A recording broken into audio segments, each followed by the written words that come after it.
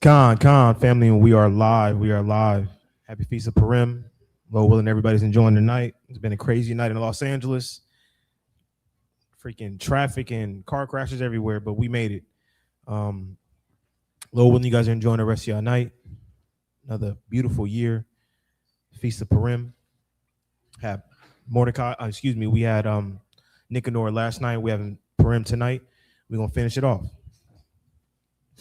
Give it a couple seconds and we're gonna let everybody fall in.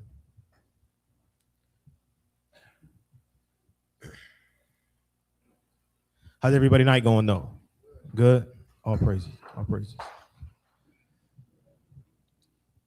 All right, let's get started. Let's start at we're gonna jump right into it. Let's go to the rest of Esther, chapter 11 in the the Apocrypha.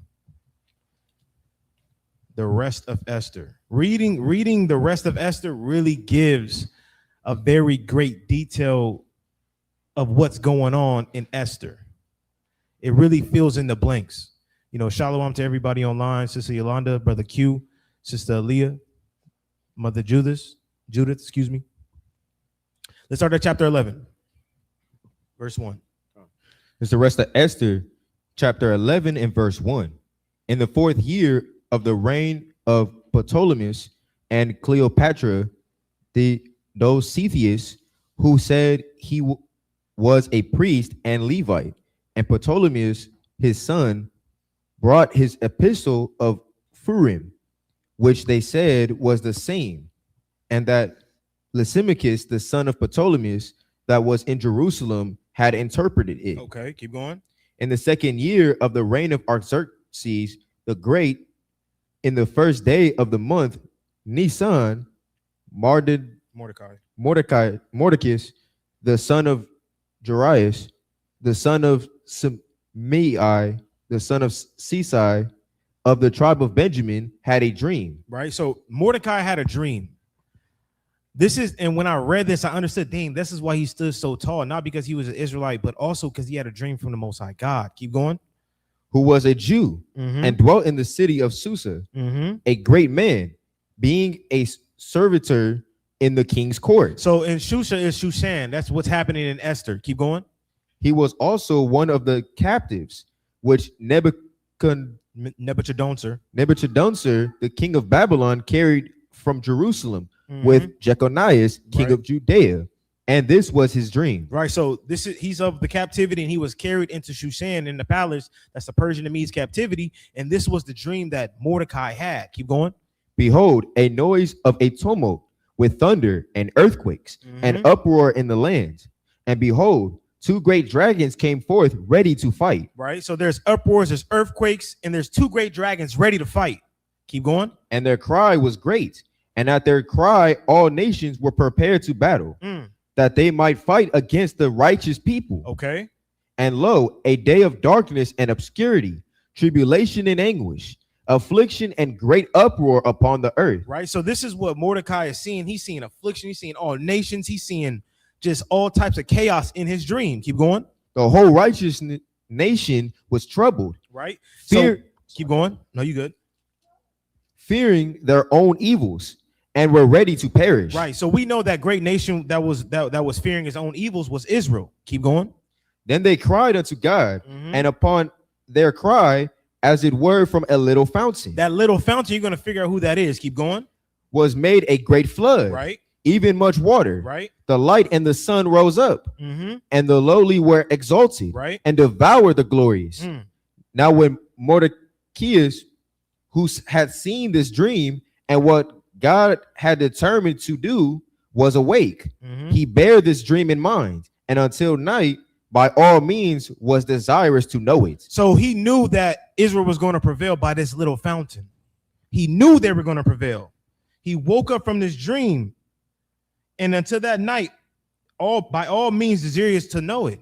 He wanted to know what it was, but then when you see it playing out, and we're going to read it play out, I read this for a reason, because you're going to see in the rest of Esther, in the book of Esther, this dream is being foretold. Let's go to Esther 1:1. Happy Feast of Purim, everybody. Feline, Ramiyak, Aliyah, main channel. Sister Justice, Delani, Liz, Hadessa, everybody online. Shalom. Lord, when you guys enjoying the rest of your night. Sorry, when you got it, King. All right. So book of Esther, chapter 1 and verse 1. Now it came to pass in the days of Ahasuerus, this is Ahasuerus which reigned from India even unto Ethiopia, over 107 and 20 provinces. So he had 127 provinces. This is one of the largest kingdoms to that date. Keep going. That in those days, when the king Ahasuerus sat on the throne of his kingdom, which was in Shushan, the palace. So that's the same place that Mordecai had his dream. It says in Susa, but then in Shushan is what the actual full, the name of it. Keep going. In the 3rd year of his reign, he made a feast unto all his princes and his servants, the power of Persia and Media, the nobles and princes of the provinces being before him. So the king is flexing his muscle a little bit. He's like, you know, let me throw a power. Let me throw a party. I got 127 provinces. I'm balling. You know, I got a little paper. Let's have a little fun. Keep going. When he showed the riches of his glorious kingdom and the honor of his excellent majesty many days, even 104 days. So the man has some paper. He partied for 104 days. That's balling. Keep going. And when these days were expired, the king made a feast unto all the people that were present in Shushan the palace. So the cold thing is he partied for 104 days, but when the 104 days was over, then he threw a party. Then he threw a feast. Brother had some paper. He was touching some money. That's some serious paper. Some serious paper. Keep going, King. Verse 5. And when these days were expired, the king made a feast unto all the people that were present in Shushan the palace, both unto great and small, 7 days in the court of the garden of the king's palace, where were white, green, and blue hangings fastened with cords of fine linen, and purple to silver rings and pillars of marble. The beds were of gold and silver, upon a pavement of red and blue, and white and black and marble. Jump down to verse 8. Verse 8. And the drinking was according to the law, none did compel. For so the king had appointed to all the officers of his house that they should do according to every man's pleasure. So there was no rules, man. Drink as much as you want, eat as much as you want, live it up. We balling tonight, and it's on me. Keep going. Also, Vashti, and y'all know how it is when y'all go out with the peoples, and I say, "Hey, man, it's on me." It's something unlocking you. You know, it's like, hey, man, I'm finna get the nicest thing. I'm finna get the biggest bottle. I'm finna go crazy. And the king say it's on him. Oh, it's up. It's up. Keep going. Verse 9. Also, Vashti, the queen, made a feast for the women in the royal house, which belonged to Ahasuerus. Right. So Vashti is his wife, the queen, and then she made a feast as well. Drop down to verse 10. Verse 10. On the 7th day, when the heart of the king was merry with wine. So imagine that 104 days and then 7 days of feasting. And on the last day, keep going.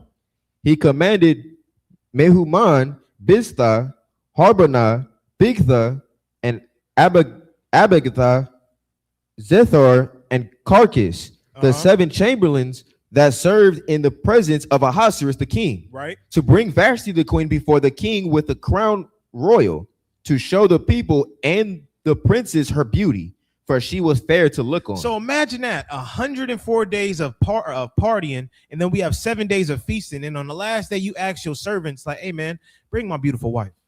I want everybody to see what she looked like, man. This is the last hooray. Like, this is the most prized possession in my kingdom. Keep going. Verse 12. But the queen Vashti refused to keep going. But the queen Vashti refused to come at the king's commandment. So imagine that. Imagine you had a ball for 100+ days. And then the last request, everybody's listening, everybody's having fun, everybody's in the spirit of mirth. But then the last day, you ask for your wife to come before you, and she says no. Everybody else was listening in 100 days, but your wife said no on the last day. That'll tear me apart. That tore King Ahasuerus apart. Keep going. By his chamberlains. Therefore was the king very wroth, and his anger burned in him. Right. Then the king said to the wise men, which knew the times, for so was the king's manner toward all that knew law and judgment. Verse 15. Verse 15. What shall we do unto the queen Vashti? So he asked everybody that he read in verse 10, what are we going to do to this woman for just disrespecting me like that? Keep going. According to law, because she hath performed the commandment. She have not. So like it. And she hath not performed the commandment of the king Ahasuerus by the chamberlains. Mm-hmm. And Memucan answered before the king and the princes, Vashti, the queen, hath not done wrong to the king only, but also to all the princes and to all the people that are in the provinces of the king Ahasuerus. So Memucan said that because he knew that if Vashti, the queen, the top woman in the kingdom, can disrespect the king, all the other women are going to be able to disrespect their man as well and get away with it. Why? Because Vashti did it. Well, Vashti got away with it. Why I got to listen to you? You clean the king's restroom stall. Why I got to listen to you? Keep going. That was wise counsel. Keep going. Verse 18. Likewise shall the ladies of Persia and Media say, 17. so like in verse 17, for this deed of the queen shall come abroad unto all women, Right. so that they shall despise their husbands in their eyes when it shall be reported. The king Ahasuerus commanded Vashti the queen to be brought in before him, Right. but she came not. Likewise shall the ladies of Persia and Media say this day unto all the king's princes, which have heard of the deed of the queen. Thus shall there arise too much contempt and wrath. Right. So they knew, like, hey man, look, if we don't nip this in the bud, it's gonna be too much contempt, it's gonna be too much wrath, and we gotta get rid of this problem right now. Keep going. Verse 19. If it please the king, let there go a royal commandment from him, and let it be written among the laws of the Persians and the Medes, Right. that it be not altered, that Vashti come no more before King Ahasuerus, and let the king give her royal estate unto another that is better than she. So she got sent to the streets. Vashti got, and it's crazy. Just one disobedience, one mess up can get you sent to the streets. Just that simple. You know, relationships are very, very delicate. Hey, and Vashti was for the streets. Whatever was going through her mind, I couldn't imagine 100+ days of fun and mirth, and you just want to disobey the last day. Just give him what he wanted. Now you on the streets. Keep it 1,000. You know, keep reading, King. Verse 20. And when the king's decree, which he shall make, shall be published throughout all his empire. And that's the thing. Vashti messed up. Now everybody got to get it. You know, and that's how I was, you know, disciplined as a child. You know, one mess up, you all mess up. If Vashti messed up, everybody in the kingdom, 127 provinces got to get it now. And reading that to me, that showed that's why nobody could come to the king anymore. Because Vashti messed up. Now you got to be summoned. You know, because I'm pretty sure Ahasuerus can't have that embarrassment again. I put this decree out. My wife didn't listen to me. I put this decree out, and if I call you again, and if you don't like it, I gotta slay you. So now you're gonna have appointments with me. Keep going. For it is great. All the wives shall give to their husbands honor, both to great and small. You see, King Ahasuerus wasn't a simp. He wasn't what they call it, a blue pill today. You know, he wasn't a blue pill. The brother stood on business, and he made sure everybody else stood on business as well, even if they weren't going to speak up for themselves. He made sure every single man had honor in their house because of one woman's mistake. You know, all praise to the Most High. You know, let's jump down to Esther 2. Yep. So book of Esther chapter 2 and verse 1. After these things, when the wrath of King Ahasuerus was appeased, he remembered Vashti and what she had done, and what was decreed against her. Right. Then said the king's servants that ministered unto him, let there be fair young virgins sought for the king, and let the king appoint officers in all the provinces of his kingdom, that they may gather together all the fair young virgins unto Shushan the palace, to the house of the women, right, unto the custody of Haggai, the king's chamberlain, keeper of the women, and let their things for purification be given them. So Ahasuerus is like, you know what, I need a wife. So let's gather all the beautiful women. Let's gather together and let's put them under a purification, right? Jump down to verse 7. Verse 7. And he brought up Hadassah. So Hadassah is Esther. Let everybody know that. So a lot of, Deshad did a beautiful lesson showing that when we were in these captivities, we had slave names and then our actual Hebrew names. You know, Hadassah was her name, but Esther is what she was called. That was her surname. Keep going. That is Esther, his uncle's daughter. Mm-hmm. For she had neither father nor mother. Right. And the maid was fair and beautiful. Right. Whom Mordecai, when her father and mother were dead, took for his own daughter. So Mordecai did a beautiful thing, taking in his niece. You know, taking in his niece and taking care of her and raising her up in the law, statutes, and commandments. Keep going. So it came to pass, because a lot of people would just leave their kids to the stray. Ain't no CPS back in that time. I don't know what was going on. You know, she probably would have been a night walker or whatever. Lord knows. But that's a beautiful thing that Mordecai took her in and really raised her in the law and took care of her. Keep going. Verse 8. So it came to pass when the king's commandment and his decree was heard, and when many maidens were gathered together unto Shushan the palace, to the custody of Haggai, that Esther was brought also unto the king's house, to the custody of Haggai, keeper of the women. So remember, Mordecai had a dream that there's going to be two dragons that are going to be warring against each other. And there's going to be a little fountain that delivers the nation. And the nation's going to be in great anguish.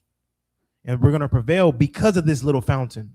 So when all the women were called, Mordecai was like, you know what, Esther, you need to go. You need to go over there and be that man's wife. Let's drop down to verse 10. Verse 10. Esther had not showed her people nor her kindred. Mm-hmm. For Mordecai had charged her that she should not show it. So Mordecai's like, look, when you get up in there and you work your magic, don't tell them that you're a Jew. Don't tell them, because the Jews are in captivity to King Ahasuerus. So you don't want to give your hand always. Keep going. And Mordecai walked every day before the court of the women's house to show how Esther did. So like to know how Esther did and what should become of her. Now, and Mordecai was standing outside and he was pacing back and forth. Had his hands behind his back. Jake walking back and forth in front of the palace because he needs to know what's going on. Is she the little fountain? Let's drop down to verse 15. Verse 15. Now when the turn of Esther. And what we skipped is just the purification ritual. So keep going. The daughter of Abihail, the uncle of Mordecai, who had taken her for his daughter, was come to go in unto the king. She required nothing but what Haggai, the king's chamberlain, the keeper of the women, appointed. Right. And Esther obtained favor in the sight of all them that looked upon her. So when it was time for her to go to the king, when she was summoned after her purification ritual, she required nothing. She made sure she handled business. She required nothing. She didn't need nothing. She lacked nothing. She was confident in what she had. You know, keep going. So Esther was taken unto King Ahasuerus, into his royal house, into his house royal in the 10th month, which is the month Tebeth, in the 7th year of his reign. Right. And the king loved Esther above all the women, and she obtained grace and favor in his sight more than all the virgins, so that he set the royal crown upon her head and made her queen instead of Vashti. So Ahasuerus chose up, and he chose Esther because she needed nothing. She was beautiful. She was graceful. And she was just far above every other woman. And it was the spirit of the Lord. Remember, the Lord gave Mordecai a dream that two dragons are going to be fighting, and this little fountain is going to be doing this thing. The Lord ordains marriages. The Lord ordains people coming together and people separating. And the Lord ordained this through the spirit. You know, and yeah, see to David, my name is Demonawaf. Keep reading, King. Verse 8. Where you stop at? 18. Or read the 20. Yes. Verse 20. No, read 220. Excuse me. Verse 18. Then the king made a great feast unto all his princes and his servants, even Esther's feast.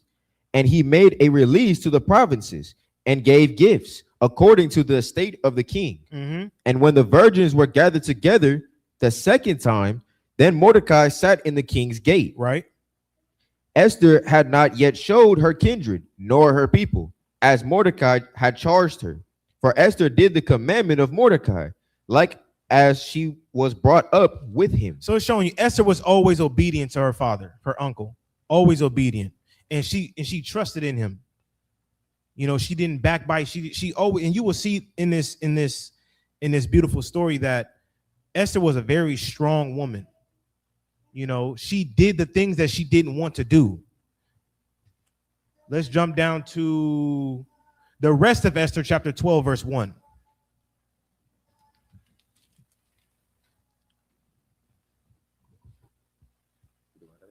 Yep, read when you got it, King. Rest of Esther, chapter 12 and verse 1. And that's found in the Apocrypha family.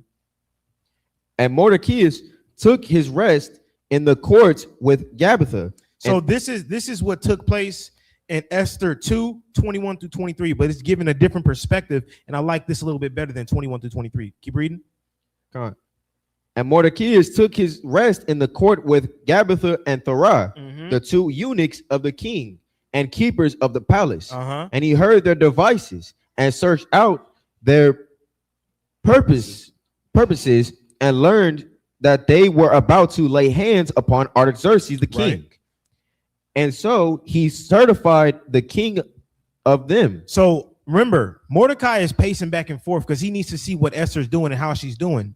And then in the midst of that, he hears these two eunuchs, the keeper of the palace, talking about they're about to slay Ahasuerus. So Mordecai's like, you know what? Look, I'm finna go tell the king. I'm finna go warn him. Also because he know the bigger picture, but also that this is my niece's husband. Let me do the right thing for my kindred. Keep going. Verse 3. Then the king examined the two eunuchs, and after that they had confessed it, they were strangled. Right. So when Mordecai told the king, or when he gave word, the king strangled these people. He hung them. Keep going.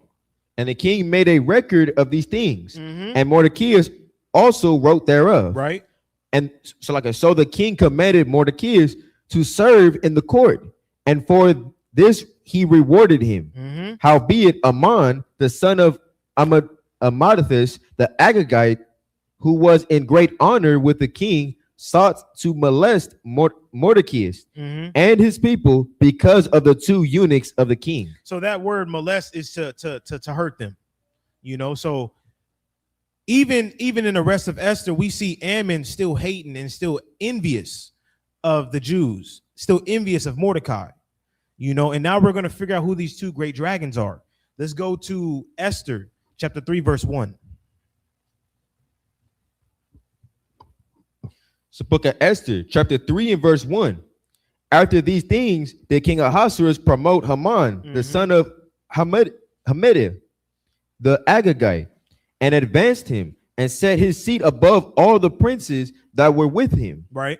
And all the king's servants that were in the king's gate bowed and reverenced Haman, for the king had so commanded concerning him. But Mordecai bowed not, right, nor did him reverence. So you got to understand, these are the two dragons that are warring against each other that puts the nation in jeopardy. Now Mordecai didn't bow, and this, I'm really getting this from reading the rest of Esther. Mordecai didn't bow because of the dream that he had. That he knew that little fountain was going to deliver him. So why would I bow down to the other dragon? Why would I bow down to the other dragon when the Lord said we're going to be delivered? Keep going. Verse 3. Then the king's servant, which were in the king's gate, said unto Mordecai, why transgressest thou the king's commandment? Now it came to pass, when they spake daily unto him, and he hearkened not unto them. So they asking him questions. Hey, man, what are you doing, Mordecai? What are you doing? And Mordecai is giving him the silent treatment. Ain't nothing worse more than when you vexed and you asking somebody what's going on and they ignore you. That'll throw you up the wall. That'll run you up the wall. I know it will to me. Keep going. That they told Haman to see whether Mordecai's matters would stand. For he had told them that he was a Jew. Right. And when Haman saw that Mordecai bowed not, nor did him reverence, then was Haman full of wrath. And he thought. So Haman's already mad that Mordecai saved the king and that he got the two eunuchs out of there. Now he's even more mad that he's not bowing down to him. No, he's like, all right, so you a Jew? Bet, I got you. Keep going. Verse 6. And he thought scorn to lay hands on Mordecai alone. Right. For they had showed him the people of Mordecai. Wherefore Haman sought to destroy all the Jews that were throughout the whole kingdom of Ahasuerus, even the people of Mordecai. So Haman's like, you know what? I'm finna put feet on you. But you know what? I heard you was a Jew. I'm finna do something even better. I'm finna destroy all your people. I'm finna destroy everybody. Since you don't want to bow down to me, I'm going to kill everybody. That's the wrath of Esau, and that's the thought process that Esau had towards Jacob when he said, when the mourning of our father is done, I'm going to kill my brother Jacob. And that passed down from Haman to Mordecai and all the Jews. You know, it's the spirit. Pick up on 7, please. Verse 7, in the first month, that is the month Nisan, in the 12th year of King Ahasuerus, they cast pur, that is the lot, before Haman from day to day, and from month to month, to the 12th month, that is the month Adar. And Haman said unto King Ahasuerus, there is a certain people scattered abroad and dispersed among the people in all the provinces of thy kingdom. So Haman got a vendetta and he's not letting it go. This is going on for weeks and months. And now he's going to the king to give him a proposal. Keep going. And their laws are diverse from all people. So he's buttering the king up. He's like, man, look, there's a people in here. Their laws are diverse from everybody. They want to do their own thing. Keep going. There keep they the king's laws. Therefore, it is not for the king's profit to suffer them. It says neither they keep the king's law. So they don't even do what you ask of them. So why are you keeping them here? Keep going. If it please the king, let it be written that they may be destroyed, that I will pay 10,000 talents of silver to the hands of those that have the charge of the business. And imagine that. Because one man didn't bow down to you, you're going to put $10,000 on people's heads and destroy everybody. Keep going. To bring it into the king's treasury. And the king took his ring from his hand and gave it unto Haman, the son of Hammedatha, the Agagite, the Jews' enemy. Right. And the king said unto Haman, the silver is given to thee, the people also, to do with them as it seems good to thee. So since Haman is second in charge and Ahasuerus trusted in Haman, he's like, man, hey, look, man, I trust you. I trust your counsel. Do what you need to do. Not knowing that Esther is a Jew. That's why Mordecai told Esther, don't reveal it to the king. Don't reveal it at all. Because if it would have got back to him, like, well, my wife is a Jew, why are you doing this? It would have ruined everything. You know, it would have cut the story short. But the Lord he's one for the dramatics. You know, he's a chess player. He like to slap you in your face when you ain't ready. You know, hit you with the truth when you ain't ready. Checkmate for sure. Keep going. Verse 12. Then were the king's scribes called on the 13th day of the first month, and there was written according to all that Haman had commanded unto the king's lieutenants. Right. So let's stop right there. Let's go to the rest of Esther chapter 13, verse 1, because this is what was contained in the letter that went throughout the provinces. This is what was contained in the letter throughout the provinces that was commanded from Haman to the people. Keep going. This rest of Esther chapter 13 and verse 1. The copy of the letters was this: the great king Artaxerxes writeth these things to the princes and governors that are under him from India unto Ethiopia, and in 127 and 20 provinces. After that I became Lord over many nations, and had dominion over the whole world, right? Not lifted up with presumption of my authority. So, and just to pause right there for all of our Christians and brothers and sisters, we know that he didn't have dominion over the whole world. He had dominion from Ethiopia to India, but that he's talking about his dominion, his palace. That is his world. So when you see the word world in the scripture, it doesn't mean from north, east, south, west. It means your dominion, the places that you're ruling in, a group of people that you have authority over, a group of people, you know. Great example of world. Keep going.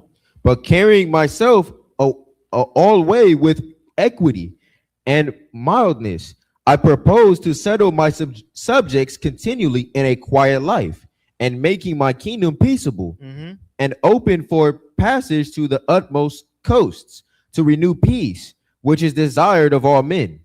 Now, when I asked my counselors how this might be brought to pass, a man that excelled in wisdom among us, and was approved for his constant goodwill and steadfast fealty, and had the honor of the second place in the kingdom, declared unto us that in all nations throughout the world there was scattered a certain malicious people. A certain who? Malicious people. So this is the poison that Haman put in King Ahasuerus' ear. Propaganda. He put poison in his ear towards our people. Keep going. That had laws contrary to all nations. And this is the letter that's being written to everybody in the 127 provinces. Keep going. And continually despise the commandments of kings, so as the uniting of kingdoms, honorably intended by us, cannot go forward. Right. So he's like, hey, man, look, we finna put a hit out on them. All of them got to go. They disobeyed kings. They stopped the uniting of kingdoms. They got to go. Keep going.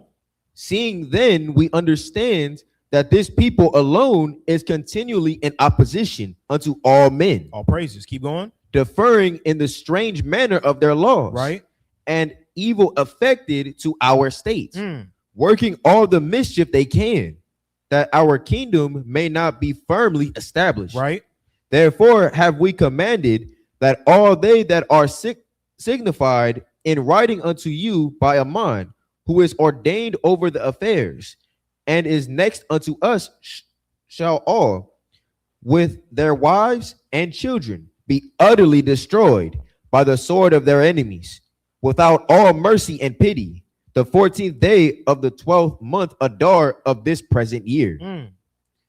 That they who of old and now also are malicious may in one day with violence go into the grave, and so ever hereafter cause our affairs to be well settled and without trouble. So that's the letter that they read. That's the letter that was written to all the 127 provinces, that the Jews have been a problem from old to now. They've been serving their God with their strange laws. They have stopping the unity of kingdoms. They have to go. This was the letter that was written that Haman put in the ear of Ahasuerus, and this was written to all the provinces that they're going to be destroyed on the 12th month on the 14th day. Let's jump down to Esther chapter 4, verse 1. So this is written to everybody. Mordecai got the letter, all the Jews, and I can only imagine they in India, wherever they at, and it's like, it reminds me of the 50 Cent meme, and it's like, why F50? What I do? Like, you just chilling in the market, and you get a letter like all the Jews are gonna die on the 12th month on the 14th day. Like, damn, what's going on? What I do? I thought we was cool. I paid my tribute. I got a little nice house. What have I done? You know, I can only imagine getting that letter in the mail. Keep going.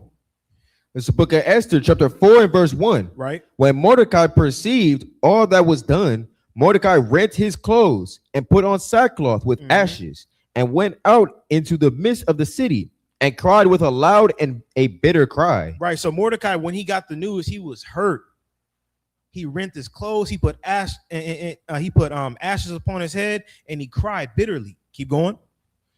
And came even before the king's gate, for none might enter into the king's gate clothed with sackcloth. Right. And in every province, whithersoever the king's commandment and his decree came, there was a great mourning among the Jews, and fasting and weeping and wailing, and many lay in sackcloth and ashes. And this is that great distress that the nation is going to receive from the great dragon, that the dream that he had in chapter 11.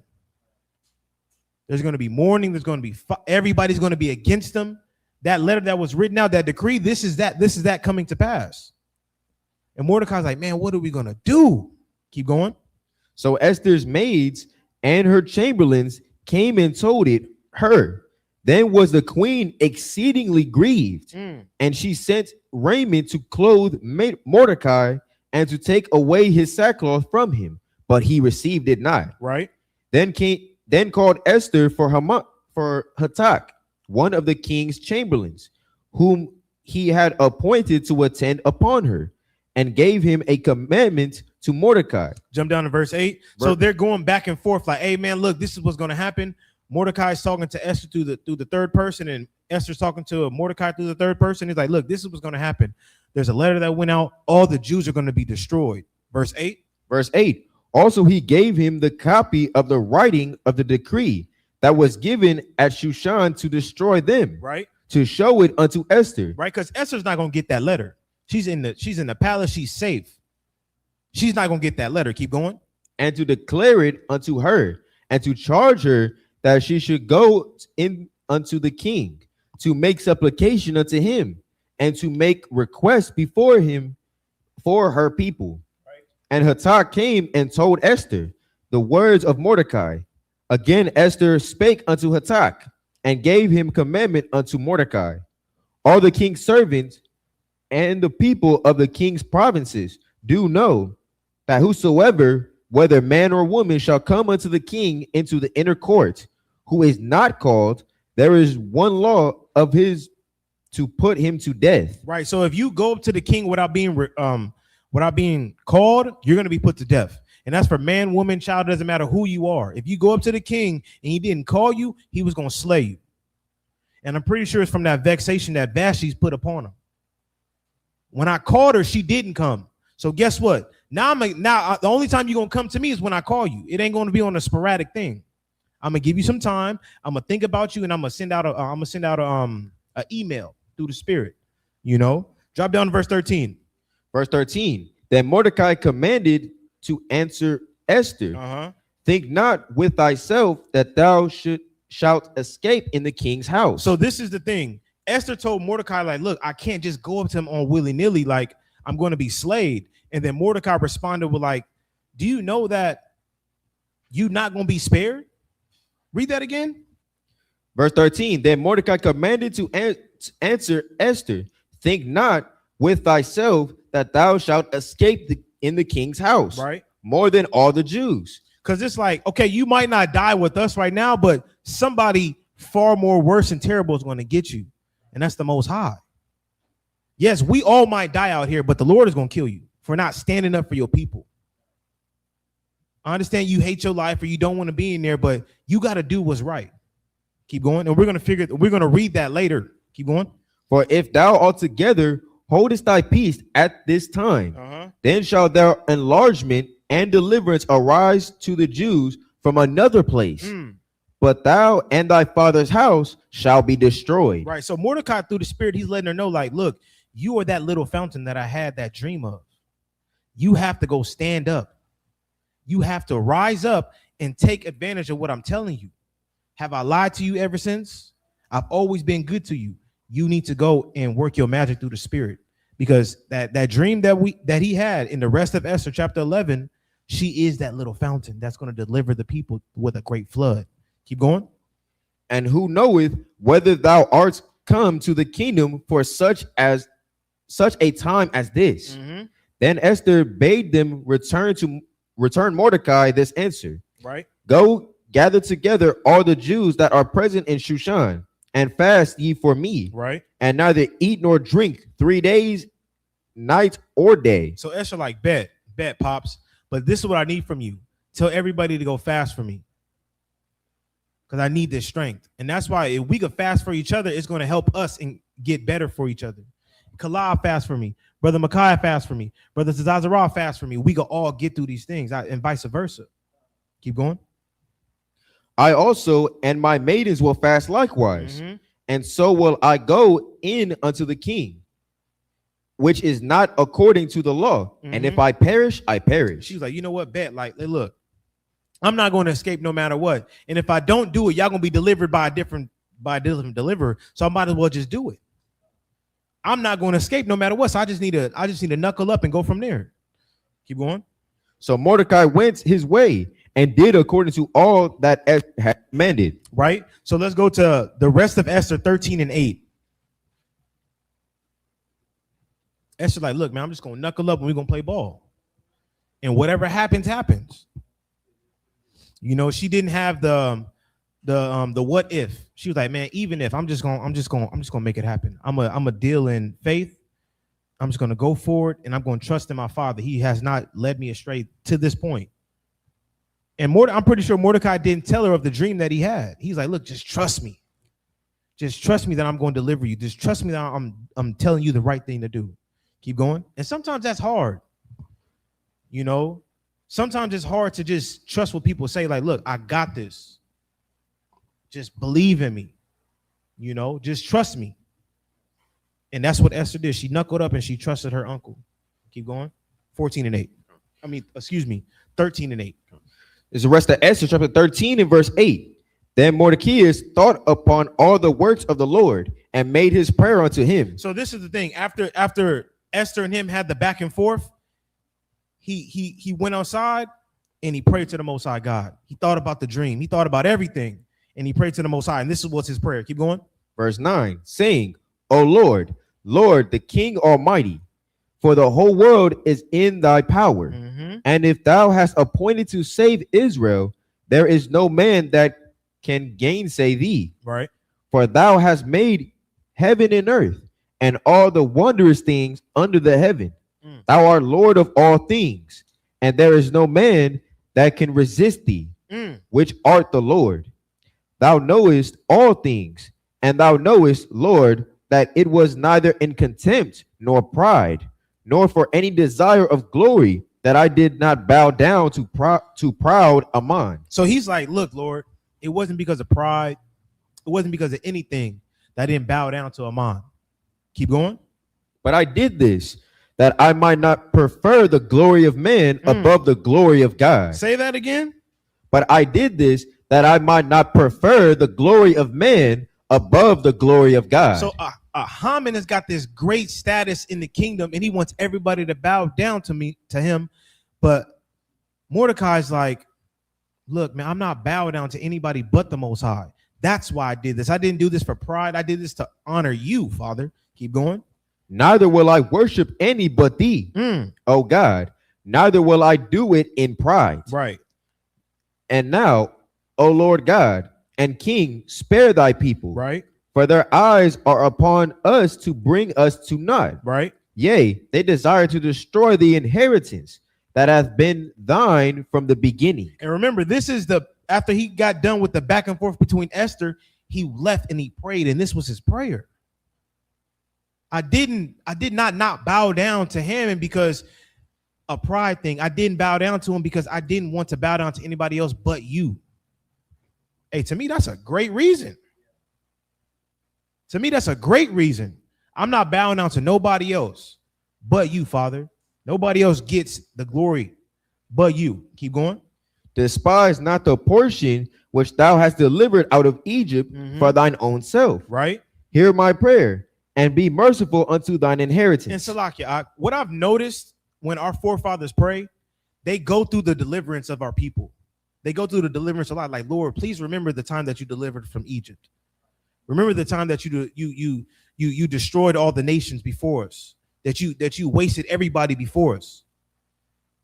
You know, I think that's what we really have to do. Lord, remember how you delivered us from Egypt. Delivered how you treated us when we were walking through the wilderness. You dealt with us in grace and mercy, with long suffering. Of course, there was rebellious people, but people were still preserved and got to see the promised land. It's the same way we have to pray to the Father now. Remember the promises that you made to Abraham, Isaac, and Israel, Father. Fulfill them through us. You know, keep going. Verse 17, hear my prayer and be merciful unto thine inheritance. Turn our sorrow into joy, that we may live, O Lord, and praise thy name. And destroy not the mouths of them that praise thee, O Lord. All Israel in like manner cried most earnestly unto the Lord, because their deaths was before their eyes. Because imagine that. This is like all of Israel was on death row. Like, hey, look, all y'all dying on the 12th month on the 14th day. Everybody on death row. Imagine that. 127 provinces of people on death row. That's cold. This was the first death row through the Spirit. You know, we're not talking about Suge Knight. You know, we're talking about real life death row prison. Keep going. Let's go to chapter 14. So rest of Esther chapter 14 and verse 1. Because now this is the flip side on the outside of the palace, and now this is on the inside of the palace. Keep going. Queen Esther also, being in fear of death, Mm. resorted unto the Lord. And that's cold. Like, she didn't explain or reveal herself that she was a Jew, but Mordecai's like, look, you think you're going to escape? You're going to die in there. Look, the Lord's going to deliver us, but the Lord's going to kill you for not standing up for your people. The Lord's going to destroy you. So she, in her mind, like, man, I got to do something. Now she's in fear of her death because the decree was, if you go before the king without him calling you, you're going to die. Keep going.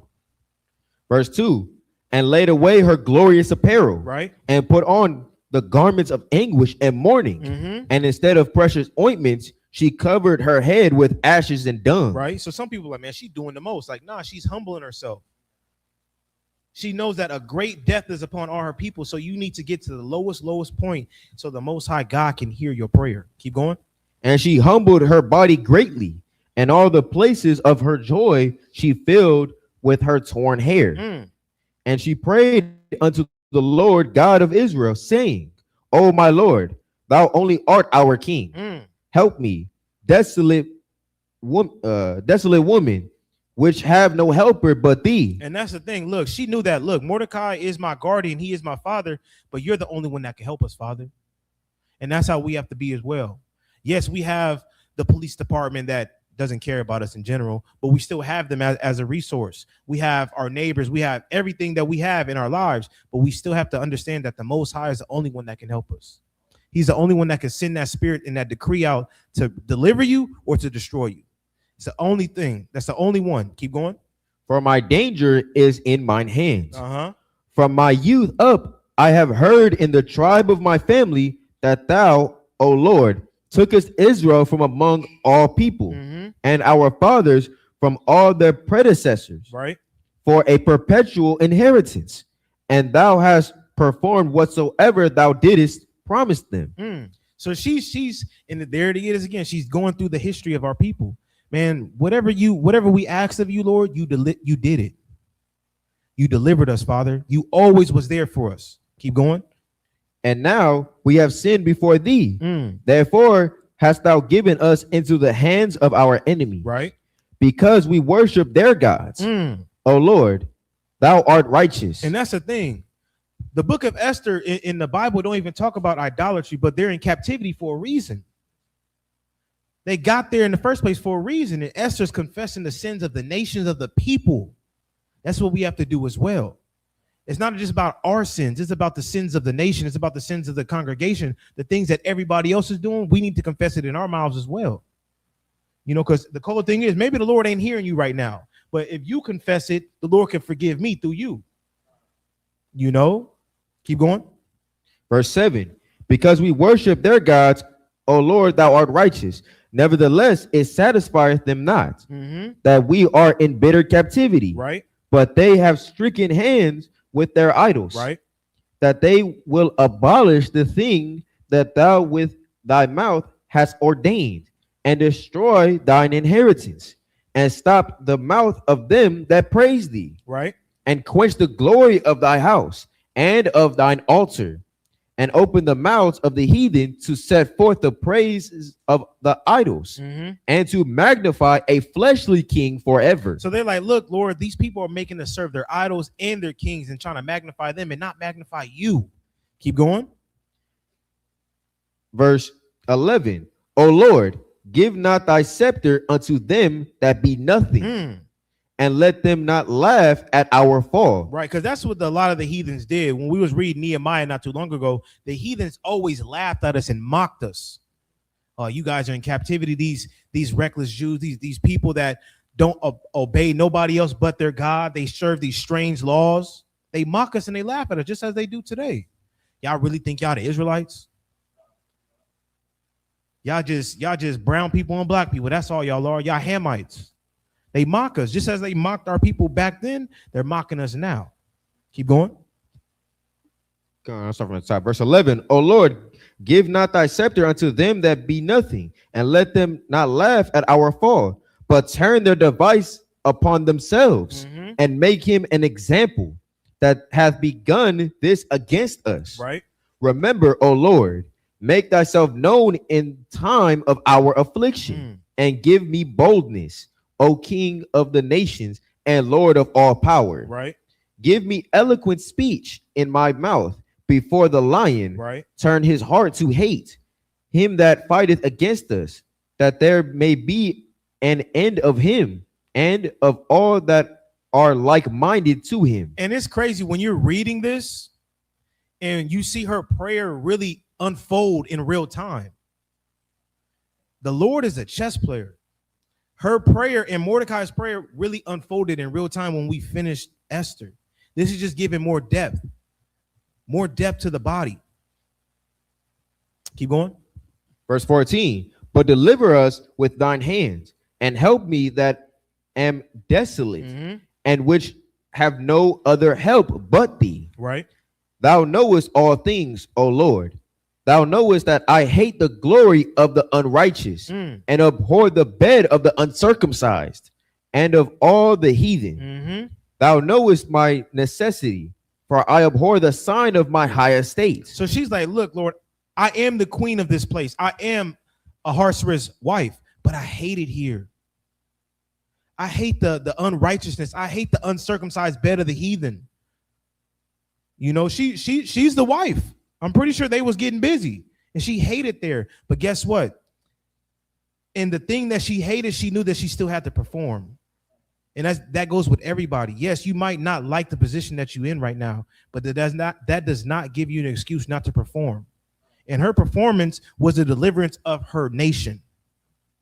Now, everybody's toll ain't that big, you know, but even in a moment that you don't like or something that you're not pleased with in your life, that does not give you an excuse to just roll over and quit. Like, you know, I don't want to do this anymore. That's not how life works. That's not how serving the Most High God works. You have to play a role until the last day that you live. Keep going.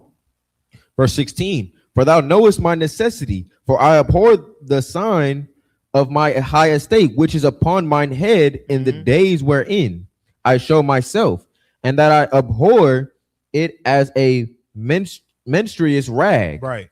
and that I wear it not when I am private by myself. So she's like, man, I hate this estate that I'm in. I hate it more than a menstruous rag. She hated more than her flower.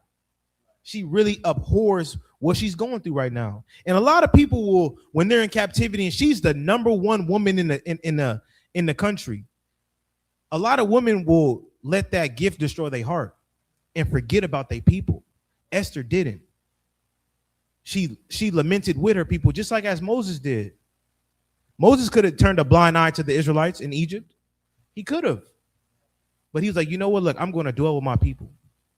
I'm going to suffer. Joseph as well. A lot of our forefathers, they could have chose the heathen over the deliverance of Israel. What's that in Hebrews? It was like a little season of sin. What is it? Let me see if I get that really quick. Moses chose to afflict with the children of Israel than to dwell in a season of sin.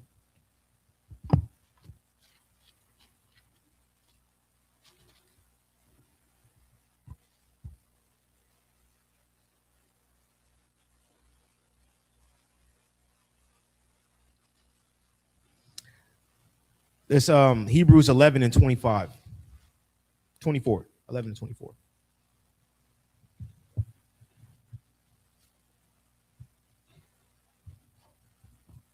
It's the book of Hebrews, chapter 11 and verse 24. By faith, Moses, when he was come to years, refused to be called the son of Pharaoh's daughter, Right. choosing rather to suffer affliction with the people of God than to enjoy the pleasures of sin for a season. And that's the thing. A lot of our deliverers, a lot of our foremothers and forefathers chose to suffer than to enjoy the season of sin, because we know that it's not going to last forever. We know that Ahasuerus' kingdom isn't going to last forever. So why would you be destroyed with it? It's the same thing with America. America isn't going to last forever. So why do you choose it? Why do you choose to stay in this place spiritually? And you know it's not. Look what's going on in the world. Bombs are flying back and forth. Nations are turning against America. The scripture says all the nations of the world are going to hate the great whore. So, but our people still choose it because they don't read the scriptures and they don't have the understanding that they think this place is going to last forever. Esther didn't have that thought. Esther's like, you know what? Look, I know the Most High is going to deliver us, so let me just suffer for a little bit. Let me lean into the affliction, because I know the Most High is going to reward me even with something greater. Pick up where we left off, King. This is the rest of Esther, chapter 14 and verse 17. And that thine handmaid hath not eaten of Amon's table, Right. and that I have not greatly esteemed the king's feast, nor drunk the wine of the drink offerings. Right. So Esther's like, man, look, as long as I've been here, I haven't eaten at Haman's table. I haven't done anything with the heathen. Keep going. Neither had thine handmaid any joy since the day that I was brought hither to this present. She's like, man, as long as I've been here, I ain't smiled. I ain't had no fun. I've been a prisoner. Even though I'm the top woman in this nation, I've been a prisoner. Keep going. But that shows you how much she loved her people as well. Keep going. But in thee, O Lord God of Abraham, O thou mighty God above all, hear the voice of the forlorn, and deliver us out of the hands of the mischievous. Right. And deliver me out of my fear. So this was her prayer. Now we're going to read the next chapter. Let's go to verse 15. And this is what she did. So this is the same account. It's just given a slightly different detail when she presented herself before the king. Keep going. This is the rest of Esther chapter 15 and verse 1. And upon the third day, when she had ended her prayer. So remember, they fasted and prayed for 3 days. And this was the end of that third day. So she gained the courage. She prayed to the Most High. She got the strength. She got the boldness that she required so she could be bold before the lion. And this is her presenting herself before the king. Keep going. She laid away her mourning garments and put on her glorious apparel. And being gloriously adorned, after she had called upon God, who is the beholder and savior of all things, right, she took 2 maids with her, and upon the one she leaned, as carrying herself daintily. Right. So she's putting on the dramatics. She's leaning on one woman's shoulder and she's walking, acting faint, acting like she's putting on the show. Keep going. And the other followed, bearing up her train. Her train is the dress that she's following behind her. Keep going. And she was ruddy through the perfection of her beauty, and her countenance was cheerful and very amiable, but her heart was in anguish for fear. So that's the thing. She was a very, very beautiful woman. And remember, she just fasted. She's going through it. She hates it here, but she put on her poker face and she's happy. She's smiling. She's doing all these things. But under that sea, that raging sea, she's fearful. Because she knows in the back of her mind, if I go up to this king, I'm going to die. That's the decree that he gave out. Keep going. Then having passed through all the doors, right, she stood before the king, who sat upon his royal throne, and was clothed with all his robes of majesty, right, all glittering with gold and precious stones, right, and he was very dreadful. Then lifting up his countenance that shone with majesty, he looked very fiercely upon her. Right. So he got everything on. He got the rollies, he got the diamonds, he got the big chain, he got everything on. And she said he's looking fierce. Keep going. And the queen fell down and was pale and fainted. And so she saw that, she hit the floor. Boom. Fainted. Keep going. And bowed herself upon the head of the maid that went before her. Then God changed the spirit of the king into mildness. And that's the same thing that she prayed. She asked for his heart to change. She asked for boldness in front of the lion. Keep going. Who in a fear leaped from his throne. So he saw his wife fall down. And he got up and ran towards her. And took her in his arms. Right. Till she came to herself again. So he's like, wake up, baby. Wake up. Wake up. You all right? Let me see what's going on. Keep going. And comforted her with loving words and said unto her. He's like, you know you better than Vashti. What's going on, girl? You all right? You need anything? Keep going. Esther, what is the matter? Right. I am thy brother. Right. Be of good cheer. Right. Thou shalt not die. Though our commandment be general, come near. He's like, look, even though I gave out the commandment to everybody, man, you good. What's going on? Talk to me. Keep going. And so he held up his golden scepter and laid it upon her neck. Right. And embraced her. Right. And said, speak unto me. Then said she unto him, I saw thee, my lord, as an angel of God. She putting on the works. She said, man, you know, I love you. I just saw you as an angel of God, and I just fainted. Keep going. And my heart was troubled for fear of thy majesty. Right. For wonderful art thou, Lord, and thy countenance is full of grace. Right. As she was speaking, she fell down for faintness. So she really putting it on now. She's talking like I saw you as the angel of God, and this you just so majestic, and she just hit the ground again. Boom, boom. Keep going. Then the king was troubled, and all his servants comforted He was her. like, man, get everybody in here right now. My wife is going through it. She needs to be saved. Everybody need to pull up. You know, let's go back to Esther 5 and 4. So after the comfort of her, what did she say? It's the book of Esther, chapter 5 and verse 4. And Esther answered, if it seem good unto the king, Right. let the king and Haman come this day unto the banquet that I have prepared for him. Right. She was like, look, I just need an audience. Remember everything that's going on. Her people are in trouble. Mordecai's like, look, man, if you don't go to the king, you're gonna die and we're gonna be delivered. So everything is going on, and then Esther gets the audience that she wants. She's like, look, I just need a dinner with you and Haman. Keep going. Then the king said, cause Haman to make haste, And she's like, man, and the king was like, man, chop, chop. Anything else? What else you need, baby? Keep going. that he may do as Esther hath said. Right. So the king and Haman came to the banquet that Esther had prepared. Right. And the king said unto Esther at the banquet of wine, what is thy petition? Mm-hmm. And it shall be granted thee. Right. And what is thy request? Even to the half of the kingdom, it shall be He's like, man, performed. whatever you want, just let me know. I'll give you half of this kingdom right now. Just let me know what you need. Keep going. And I'm pretty sure you whispered it, and I gotta let you know again, you better than Vashti, through the spirit. Keep going. Verse 7. Then answered Esther and said, my petition and my request is, if I have found favor in the sight of the king, and if it please the king to grant my petition, Right. and to perform my request. And you see how she's not just right to it, she's still buttering them up. She's still using the words of the Most High. She's still using the wisdom. Like, man, look, I don't want nothing too much. Just you great, you a majesty. I love you. I just need one thing. Keep going. Let the king and Haman come to the banquet that I shall prepare for them, and I will do tomorrow as the king hath said. Right. Then went Haman forth that day joyful. And this is the thing. Haman really at the top. He's like, man, I got the Jews finna be killed. I'm the second in charge. I'm rolling right now. When I read verse 9, it says, and when Haman went forth that day joyful, I can only imagine him skipping to his house, frolicking. He living it up. Read that verse again, verse 9. Verse 9. Then went Haman forth that day joyful and with a glad heart.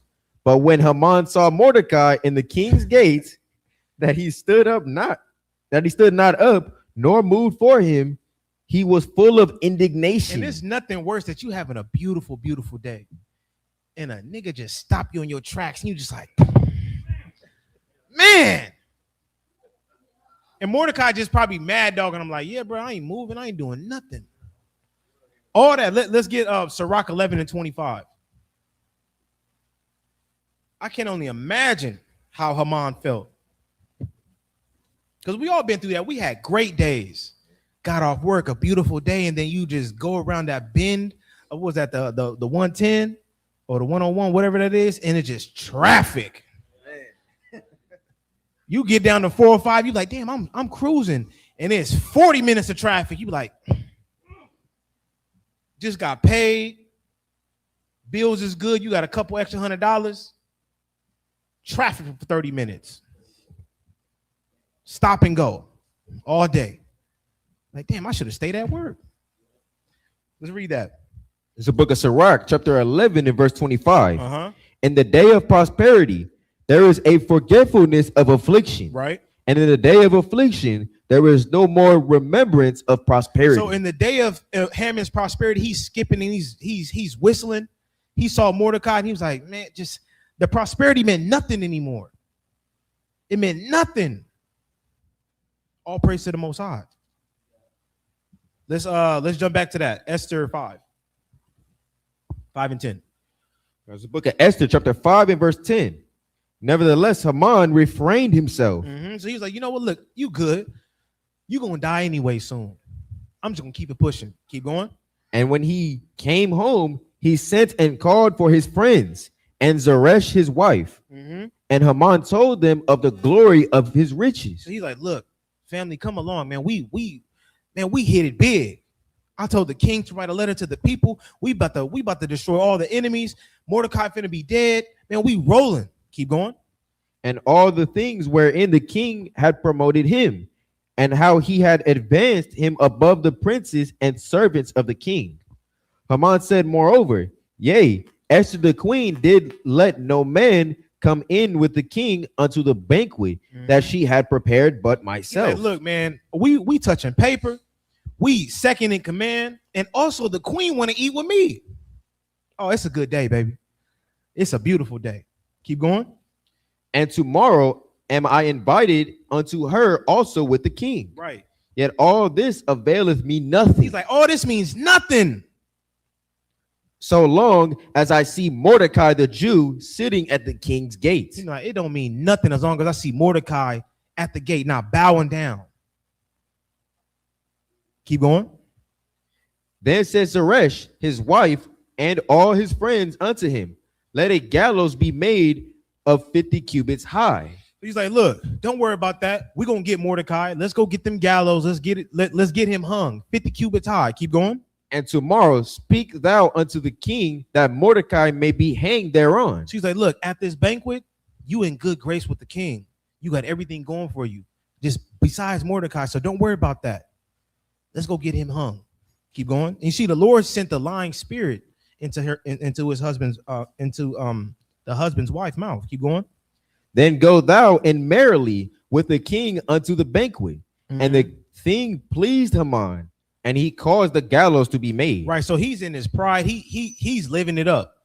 He's ready to go. He's like, man, the queen want to talk to me. The king made me second in charge. I got the king's ring. I'm rolling.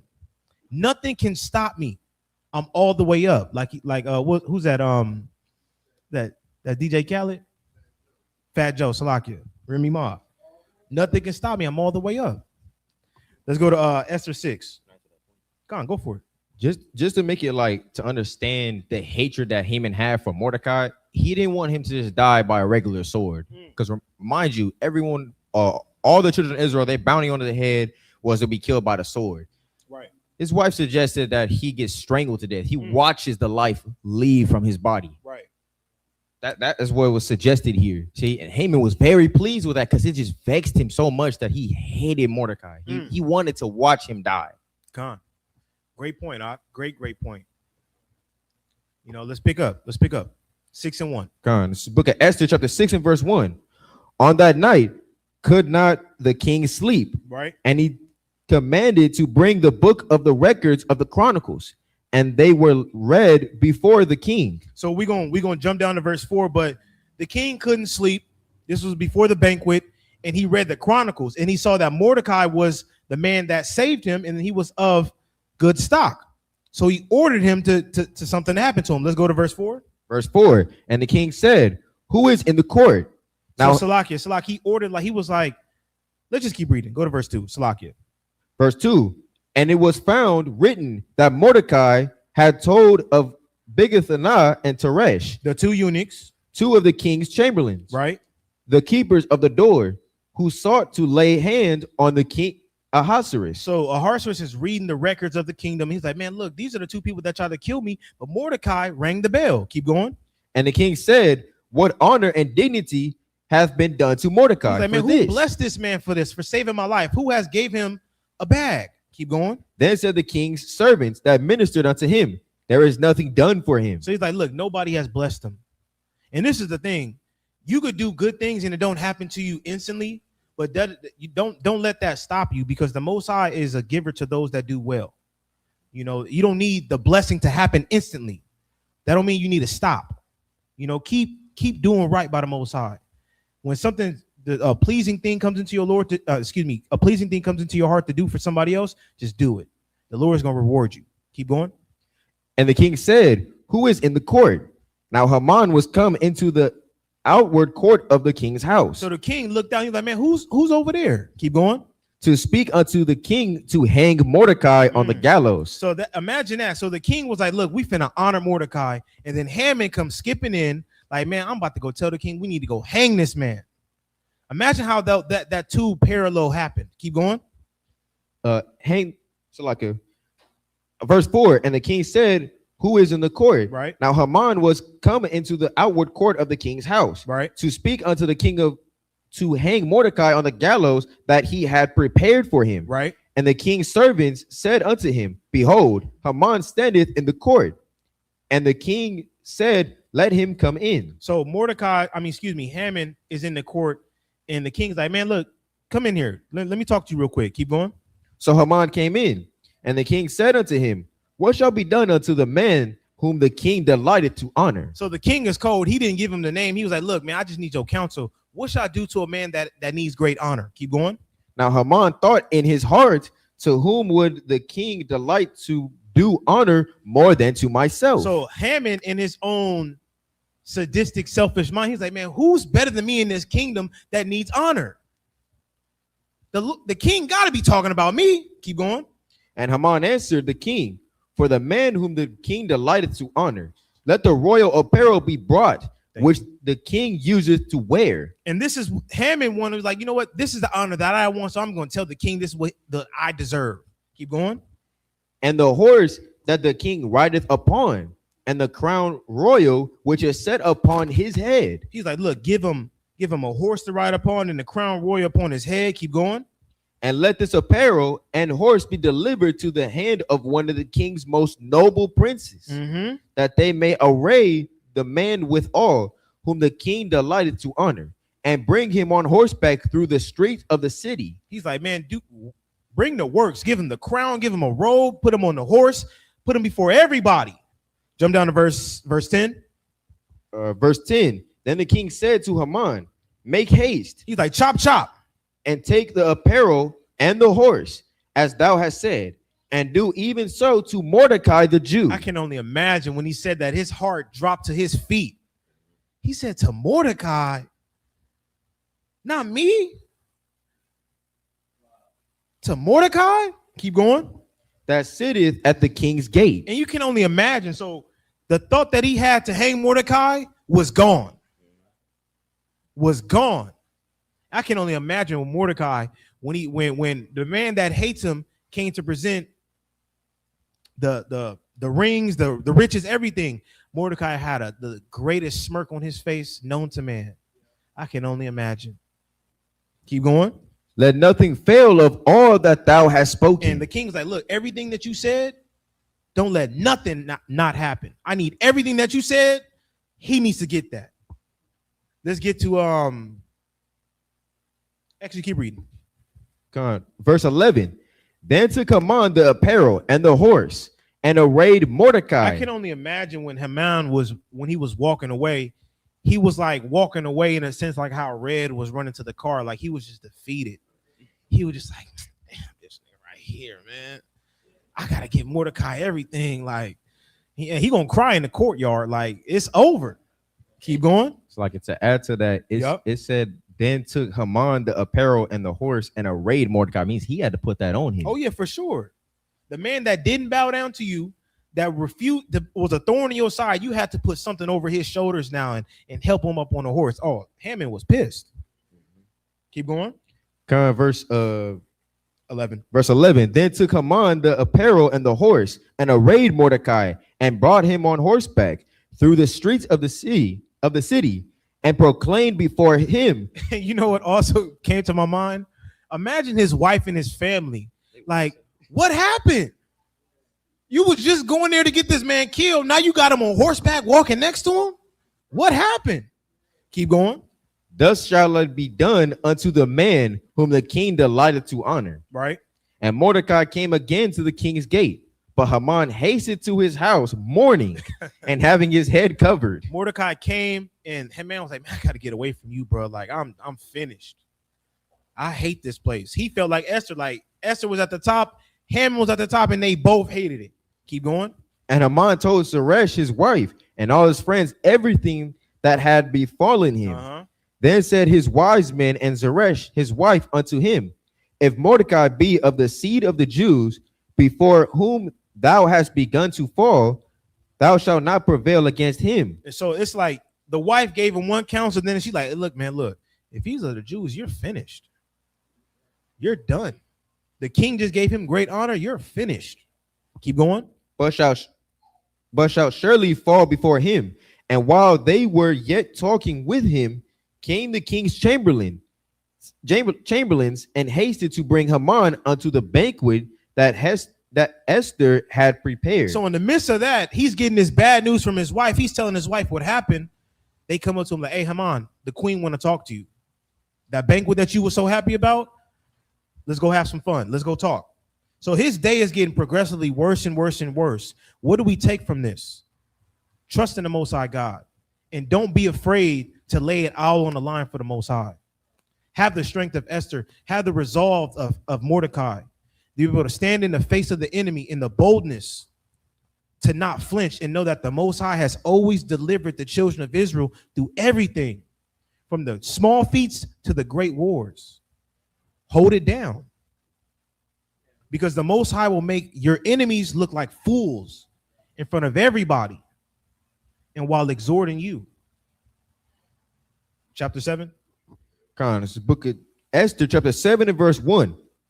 So the king and Haman came to the banquet with Esther the queen. And that all, Salakia, that's all contending on if you are a commandment keeper and a faith-driven man and woman.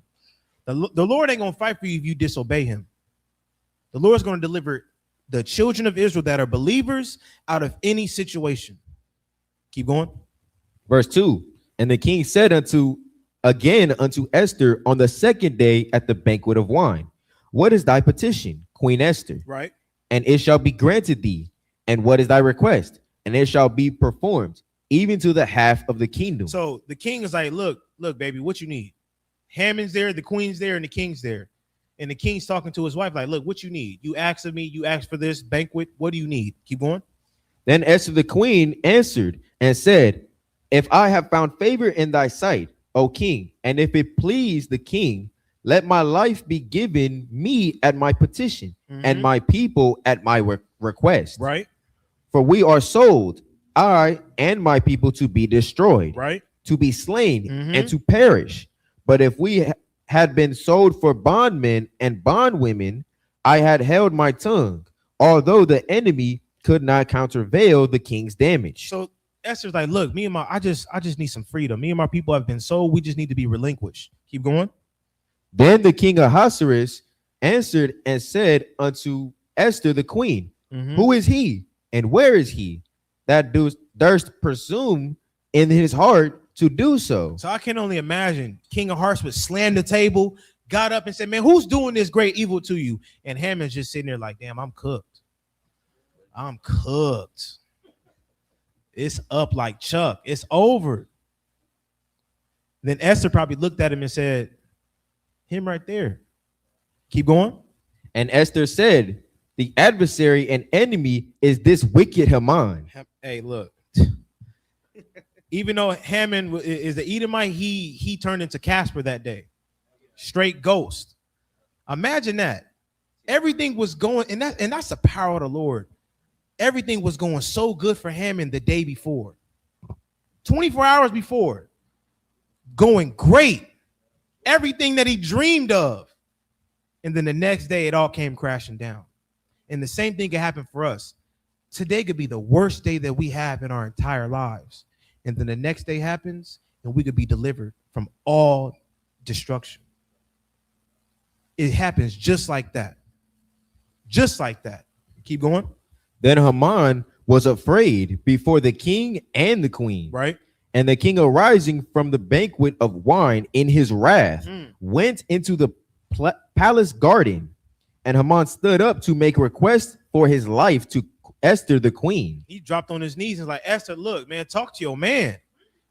Please, I need some help. I need some help. And that's the king got up. He didn't even talk. He just walked away.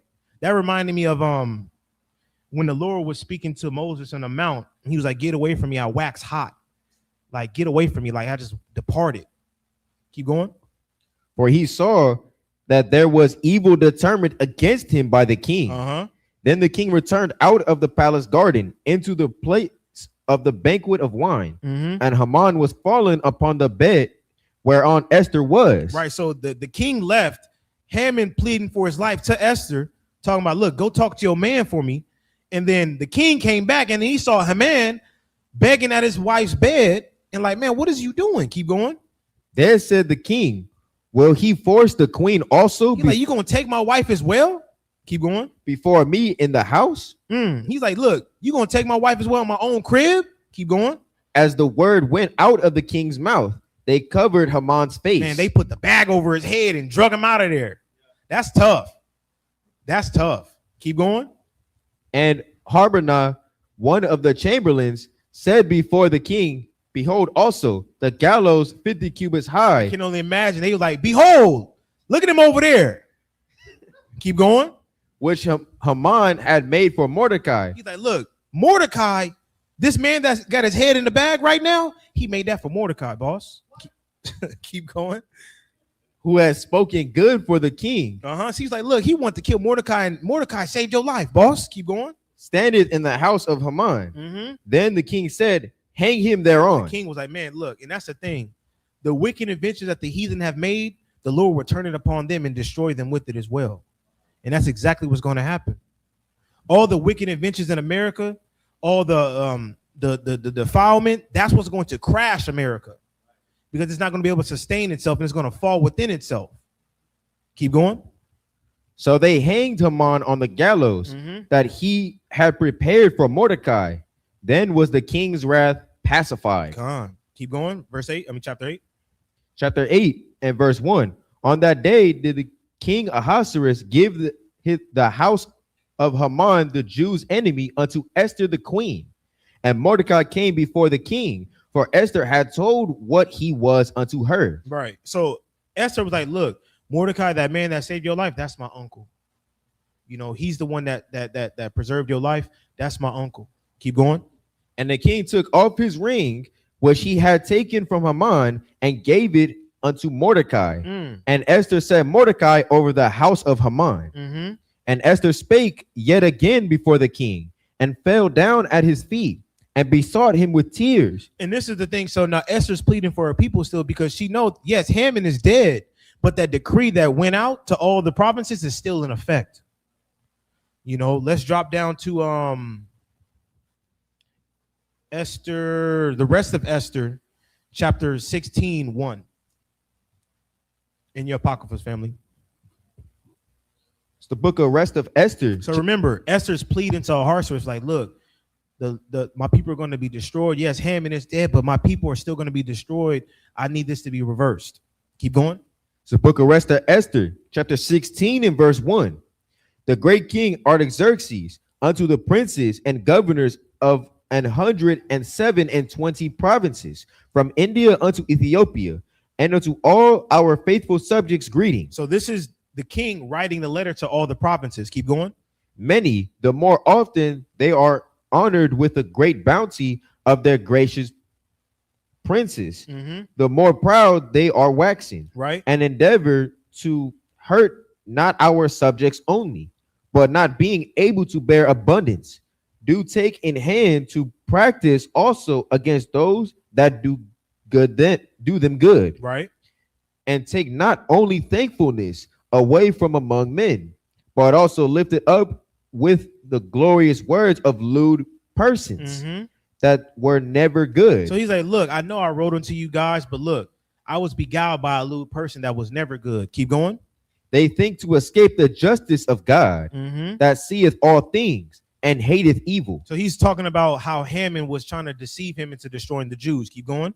Oftentimes also spare speech of those that are put in trust to manage their friends' affairs, which Haman was, hath caused many that are in authority to be partakers of innocent blood, right? And hath enwrapped them in remediless calamities. Right. So he's like, look, Haman beguiled him in so much words.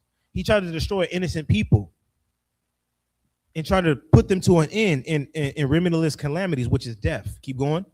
Beguiling with the falsehood and deceit of their lewd disposition, the innocency and goodness of princes. Right. Now ye may see this, as we have declared, not so much by ancient histories, as ye may, if ye search what hath been wickedly done of late through the pestilent behavior of them that are unworthily placed in authority. So Ahasuerus Ahasuerus is throwing Haman's character under the bus. Keep going, as he should. And we must take care for the time to come, that our kingdom may be quiet and peaceable for all men. Right. So he's like, look, the decree that I sent out isn't in the character of the kingdom how I want it to be. Keep going. Both by changing our purposes and always judging things that are evident with more equal proceeding. Right. For Haman, a Macedonian, the son of Amadatha, being indeed a stranger from the Persian blood. Right. So he wasn't a Persian. He was an Edomite, a stranger from them. Keep going. And far distant from our goodness. Right. So he's like, look, the goodness of the Persians aren't the goodness of the Edomites. Keep going. And as a stranger received of us. So he was received of us. Keep going. Had so far forth obtained the favor that we showed toward every nation. Right. So he's like, look, he abused my good nature that I showed towards everybody. Keep going. As that he was called our father and was continually honored of all men. Right.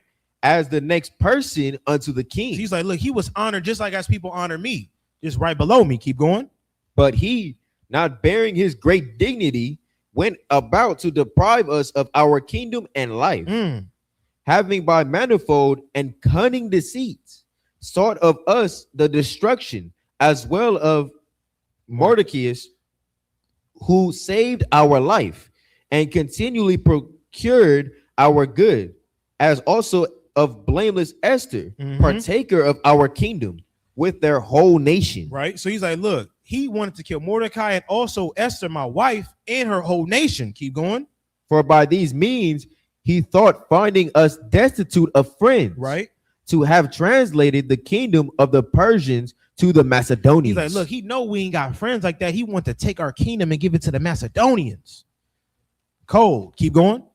But we find that the Jews, whom this wicked wretch hath delivered to utter destruction, are no evildoers, but live by most just laws. By live by what? Most just laws. Like, I know what I wrote to you, that these people follow these strange laws, but these Jews aren't evildoers. These people live by righteousness. These people are people that uphold the most high God.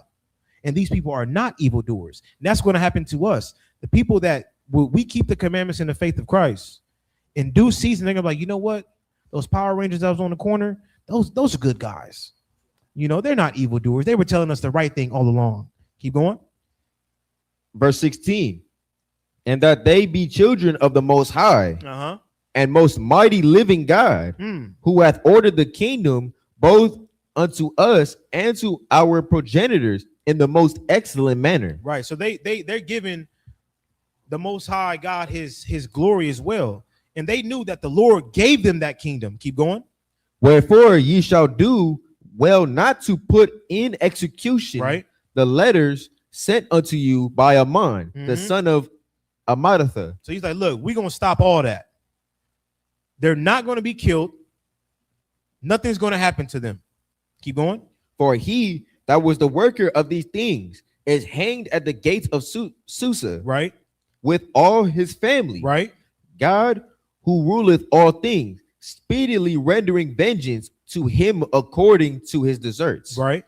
Therefore, he shall publish the copy of this letter in all places, that the Jews may freely live after their own laws. So this was the letter that was sent out to all the Jews, reversing the decree that Haman spoke evil in the ear to Ahasuerus. Is reversed, and Ahasuerus reneged on that, and the Jews are able to live freely now.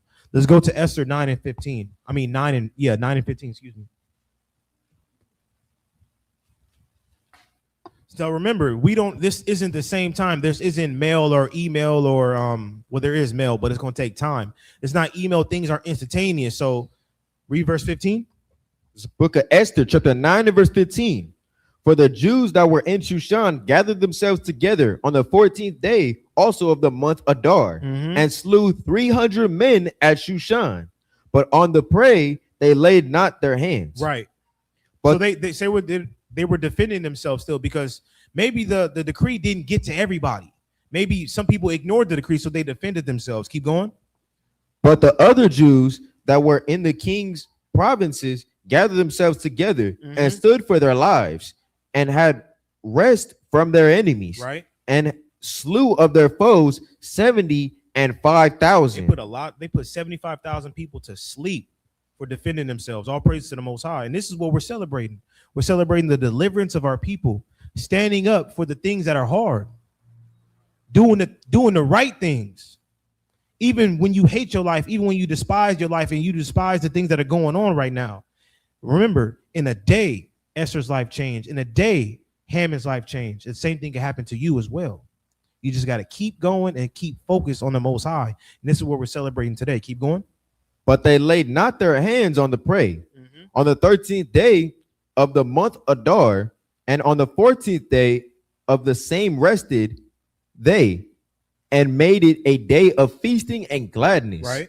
But the Jews that were at Shushan assembled together on the 13th day thereof, and on the 14th thereof, and on the 15th day of the same they rested, and made it a day of feasting and gladness.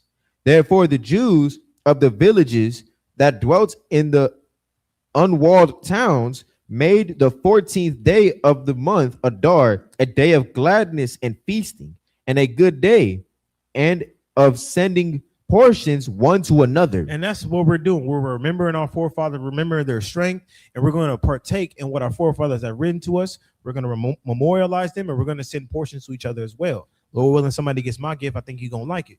Keep going. Verse 20.